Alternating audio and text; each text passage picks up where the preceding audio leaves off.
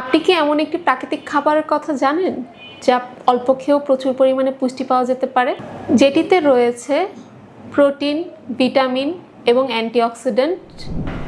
আসসালামু আলাইকুম, house of harmony থেকে আমি নিউট্রিশন অ্যান্ড ডায়েট কনসালটেন্ট ফায়রুজ ইসলাম। আজকে কথা বলবো স্পিরুলিনা নিয়ে। স্পিরুলিনা হলো মূলত এক ধরনের নীলাভ সবুজ শৈবাল, যার অন্যতম বৈশিষ্ট্য হলো এর পুষ্টিগুণ।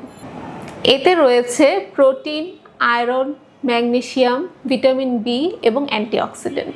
যাদের প্রায়ই ক্লান্তি লাগে তাদের জন্য এটি শক্তি উৎপাদনের একটি ভালো উৎস হতে পারে। এটি প্রাকৃতিক ব্লাড সুগার রেগুলেটর হিসেবে কাজ করে। স্পিরুলিনায় রয়েছে ফাইকোসায়ানিন নামক এক ধরনের শক্তিশালী অ্যান্টিঅক্সিডেন্ট, যা শরীরের প্রদাহ কমাতে সাহায্য করে।